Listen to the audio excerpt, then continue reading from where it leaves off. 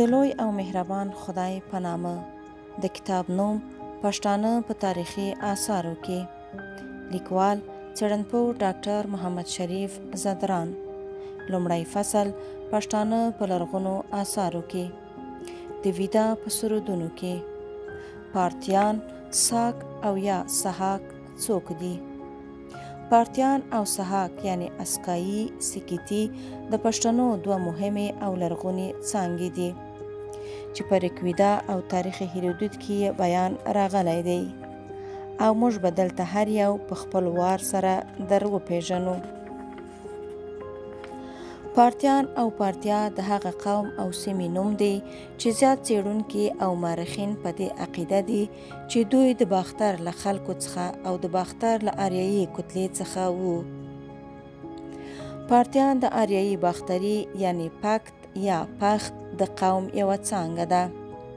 پکتیان یا پختیان یعنی پختی چې نوم یې د بلخ په ډېرې پخوانۍ او ستایي کلمې یعنی بختي باندې اغیز کړی دی، هماغه مشهور قوم دی چې نوم یې له ریګویدا څخه رانیولی او بیا تر ننه په ټولو آریایي ماخذونو کې ثبت او بیان سوی دی.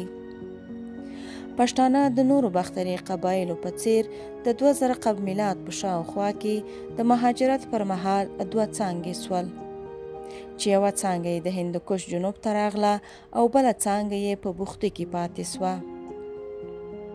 هغه څانګه چې د هندوکش په جنوب کې میشته سوه او د ریګوید یې د پکت او یا د پخت په نامه یادوي او حتی د دوی د پاچاهانو ذکر هم کوي.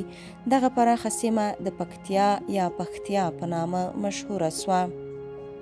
هیرودوت هم دغه خلک د پکتویس او د دوی د اوسېدو ټاټوبی د پکتیکا او پکتیا په نامه راپېژني. د پښتنو بله څانګه چې په بختي کې پاتې سوه هغې د هندوکش په شمال کې ویدي او اوستایي دورې تېرې کړې او حتی ځینې کورنۍ یې د یونان او باختري دولت تر خپلواک کېدو پورې 250 قبل میلاد په بلخ کې اوسېدلې. د دوی مهمه برخه د اوستایي دورې په وروستیو کې د هریرود د حوزې په ختیځ کې خپره سوه.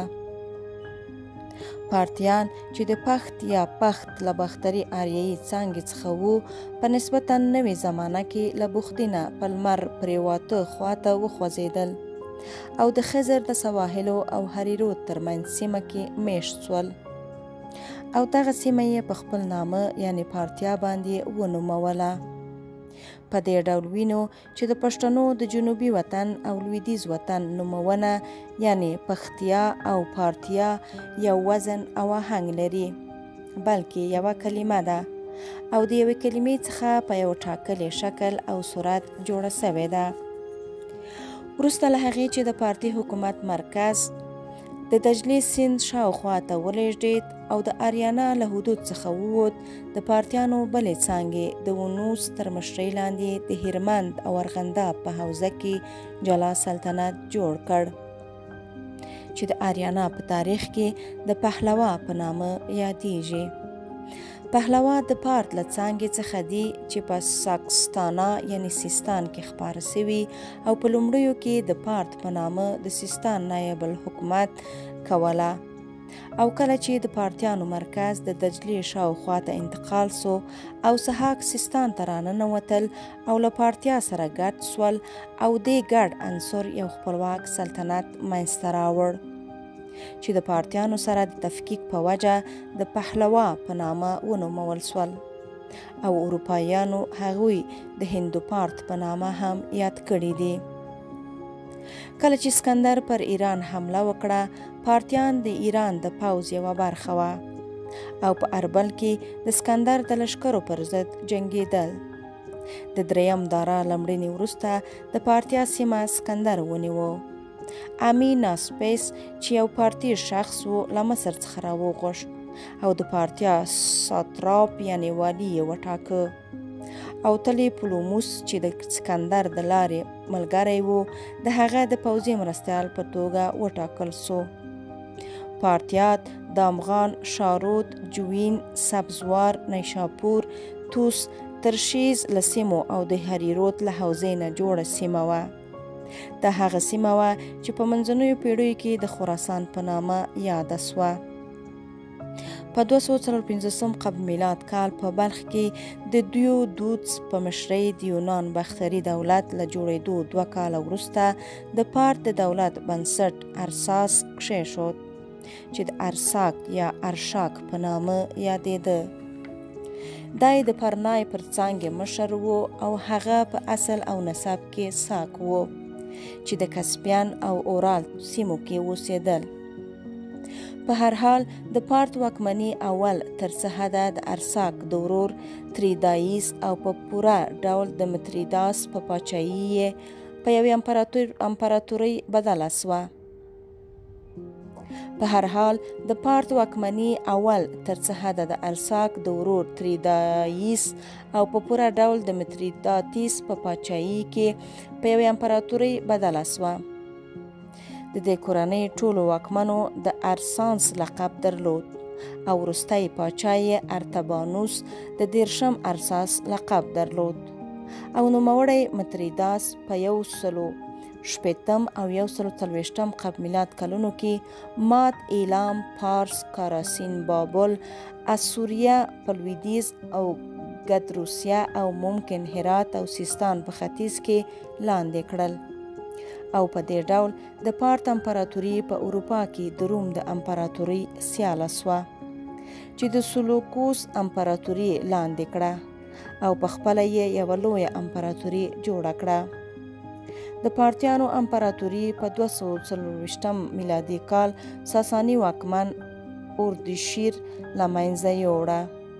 کارو لیکي چې پارتیان آریایي کوچیانو او د یونانیانو کلتور ته یې تمایل نه درلود. د ساکا قبیلې سره یې خپلوي درلوده او د کسپیان او اورال د سمندرګیو ترمنځ وادیو کې اوسېدل. دوی له 50 کاله جګړې وروسته ایران ونیو او 1500 کاله یې حکومت ورباندې وکړ او په پای کې د ساسانیانو لخوا په 3 میلادي پیړۍ کې مات سول. نیلسون دوبواس په خپل اثر د پارتیانو سیاسي تاریخ کې لیکي چې پارتیان په لومړي سر کې د پارتیانو په نامه نه یادېدل، خو کله چې دوی په 250 قبل میلاد کې د پارتیا سیمه ونیوه په دغه نامه ونومول سول. د نوموړي لیکوال دغه نظریه د تأمل وړ ده ځکه هیرودیت 485 نه تر 425 قبل میلاد لیکي چې داریوش پر ټولو قومونو او طایفو باندې مالیه حواله کړه او د خپل امپراتورۍ په 10 ساتراپیو یعنی ولایتونو کې بیلابیل قومونو سره یو ځای کړل چې په 14 ساتراپۍ کې پارتیان، خوارزمیان، سیندیان، آریایان یعنی هراتیان شامل وو. معنا دا چې پارتیان د پارتیا له نیولو مخکې د پارتیانو په نامه مشهور وو. د یوه رومي مورخ کندکورس په قول پارتیان چې اوس په پارتیا کې اوسیږي د ساکانو له نژاد څخه دي.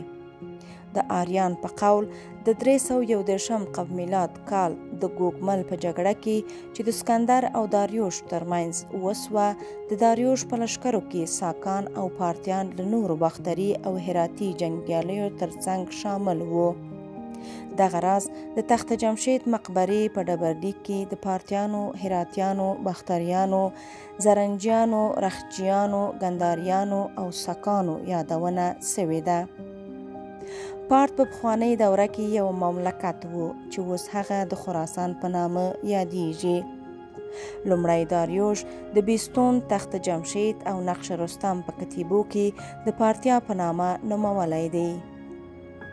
یوناني مورخینو هم د پارتیانو ذکر په پارتیا سره کړی دی.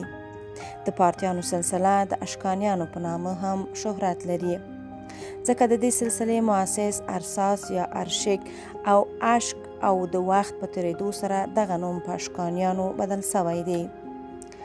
ارشک یو باختري شخص او د پارتیانو له طایفې څخه و او په قوم سکایی یعنی سحاک و. د پارتیانو د نژاد په اړه پخواني مورخین او جغرافیه پوهان لکه ژوستن او استرابون یو شان نظریات لري او وایي چې پارتیان ساکان دي.